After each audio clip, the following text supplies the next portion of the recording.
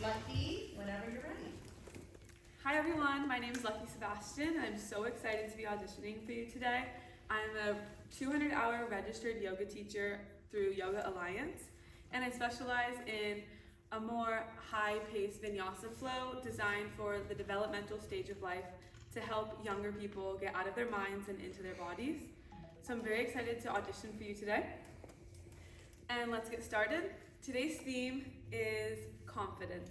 A quote that really spoke to me from Van Gogh was, "If you have a voice in your mind that says you cannot paint, then by all means paint, and that voice will be silenced." I believe a lot of people in the developmental and any stage of life, but definitely in the developmental stage, struggle with self-doubt and negative self-talk. So by proving yourself wrong and doing hard things, you can build confidence in yourself.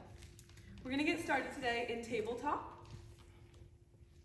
Our shoulders are stacked above our wrists, and our hips are stacked above our knees that are about hip-width distance apart. We're pressing evenly into all 10 of our fingertips to protect our wrists, and we have a neutral spine. Inhale, balancing cat on the right.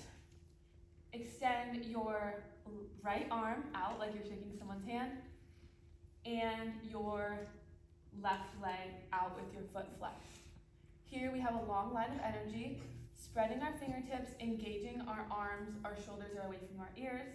We have a neutral spine, our belly button is pulled inward to protect our lower back. Our glutes are engaged for lifting up our foot. Our thighs flexed, also our foot is flexed. So inhale here. And exhale, reach your right arm back, grabbing your left foot for tiger pose. Now this is a great place to stay. This is still the expression of the posture. However, if you'd like to feel more of a stretch in your thigh and your right shoulder, kick your foot into your hand, creating a further distance between your foot and your glute. Great job. And remember, if you shake here at all or your body tremors, doing things that are hard will increase your confidence and make you more resilient. So let's stay here for a round of breath. Inhale. And exhale. One more round here on your own. And on your next exhale, gently come out of this posture into balancing cat again. And pressing your hand and your knee into the mat at the same time. Great job. Inhale, high plank. Stack your shoulders above your wrists and our spine is neutral. Our tailbone is tucked and our abs are engaged. Inhale here. And exhale to downward facing dog. Shift your weight into evenly between your hands and your feet. Option to walk out your hips to get a nice stretch in your hamstrings. Inhale, look forward. Exhale, hop or step to the top of your mat. Forward fold. Inhale, halfway lift. Hands come to your shins. Our spine is straight. And exhale, fold. Inhale, mountain pose with the back bend, arm roots out and up. Engaging our glutes to protect our lower back. Find a nice arch in your spine. Great job. Exhale, bring your hands down by your sides. Next, we're going to move into revolved dancers. So take your right hand and bend your left knee so your shin is parallel to the mat. This is where I like to find my drishti, a single point of focus of something that's not moving to help with your balance within. But remember, do not doubt yourself. We can do this. We're building confidence. So reach back and grab your right foot, rather your left. And inhale your hand up towards the sky.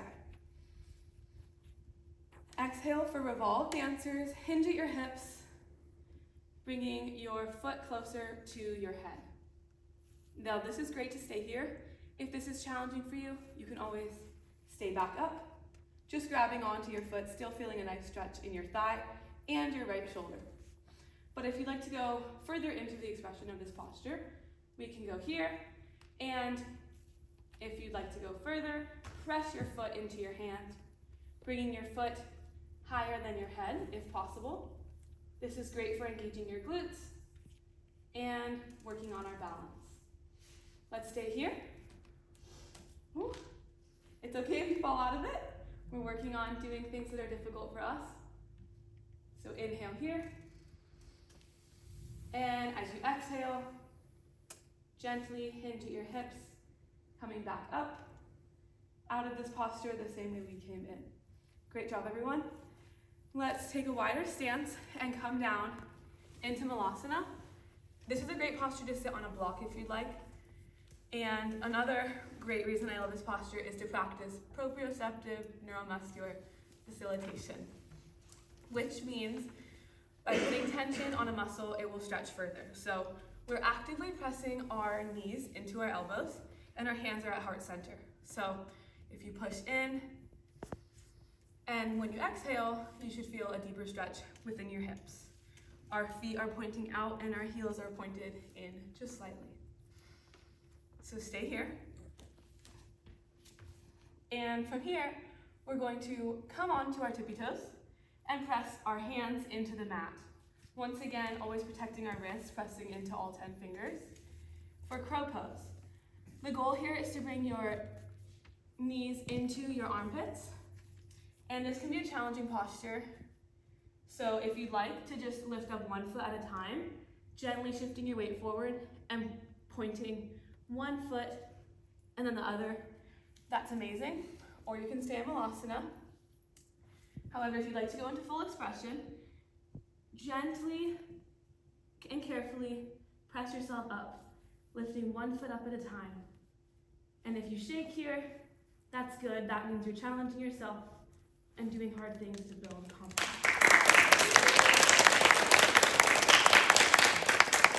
Great job. Slowly come out of it. Also, if you're very advanced, you can totally go into a headstand. Or you can just sit nicely in Malasana. Now, moving on with another inversion if you'd like. If you'd like to try something a little bit different, we can do side crow. So facing perpendicular to your mat, come onto your tippy toes once again, and rotating towards your left side, evenly distribute your weight into your hands, bringing your left elbow towards your hip, and your right elbow a little bit below your knee so you're not putting pressure onto your knee. Inhale here, and exhale, gently lean over, maybe lifting one foot and the other, pointing your toes for side plank.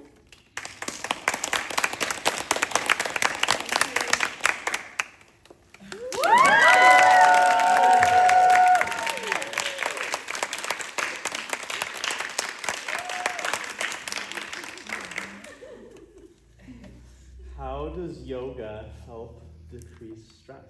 I love this question. This is perfect for the developmental stage of life. I myself am a very stressed person, and I found yoga to really help silence my mind. I have a very overactive mind, and I find a lot of people my age, it really helps us to stop thinking for a little bit by doing a faster, challenging posture that makes you lose your breath, to really focus on what you're doing in your body. And after the yoga class, I'll be like, wow, I'm not even thinking about the finals I have tomorrow. So that's how it really helps me with stress. Awesome job. Great performance there. If there's an emergency in your class and a student needs help, what do you do? I am CPR certified, so that makes me feel a little bit more comfortable in these situations. However, I don't want to go out of my scope of practice, so I would walk over to the student, assess the situation, and see what kind of help they need. Maybe I could just get them some water and a granola bar. Maybe that would help. Or I would just ask them to take a seat on their mat, let go of any stress or pressure they have to keep going, and call the officials that need to be called, whether that be the fire department or the head of the school or whoever. So making sure to get them the proper help.